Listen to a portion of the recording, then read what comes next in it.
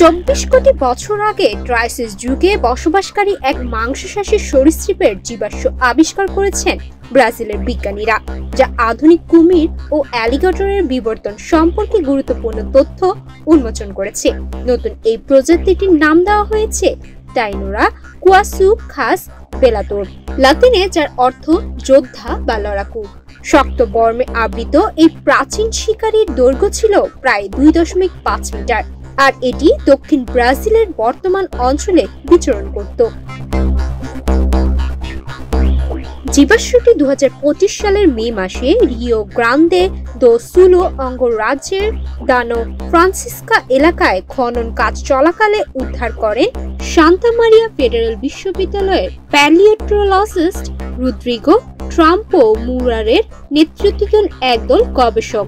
মুলার জানান, প্রাণীটির শারীরিক গঠন ও দাঁতের আকৃতি দেখে স্পষ্ট যে এটি 4 পায়ে হাঁটা এক দক্ষ শিকারী ছিল। এটি 2.5 মিটার হয়তোবা 3 মিটার পর্যন্ত লম্বা হতে পারত, আর দাঁতের গঠন দেখে বোঝা যায় এটি পুরোপুরি মাংসাশী ছিল। ওদের স্বপ্ন পূরণে পাশে থাকতে পেরে আমরা গর্বিত।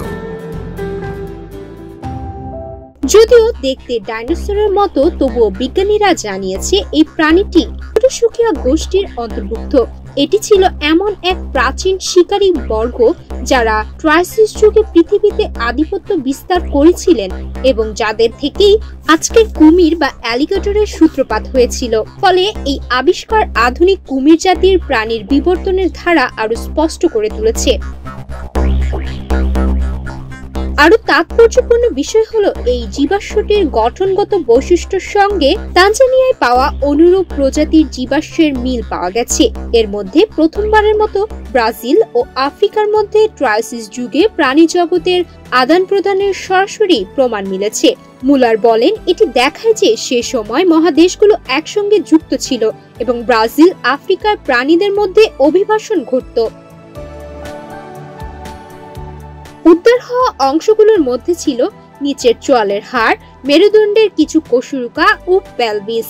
এসব অংশ বিশ্লেষণ করে গবেষকরা প্রাণীটির গতিবিধি, খাদ্যাভ্যাস ও শরীরের সামগ্রিক কাঠামো পুনর্গঠন করতে সক্ষম হন। এই গবেষণার ফল জার্নাল অব সিস্টেমেটিক প্যালিওন্টোলজিতে 12 নভেম্বর প্রকাশিত হয়েছে, যেখানে আনুষ্ঠানিকভাবে টাইনোরা কুয়াসুখাস বেলাতোরকে নতুন প্রজাতি হিসেবে স্বীকৃতি দেওয়া হয়। বিজ্ঞানীদের মতে এই আবিষ্কার কেবল ব্রাজিল নয়, পুরো বিশ্বের প্রাচীন জীববৈচিত্র্য গবেষণায় নতুন দিগন্ত উন্মোচন করবে। সুমাইয়া মিতু, বাংলাদেশ প্রতিদিন।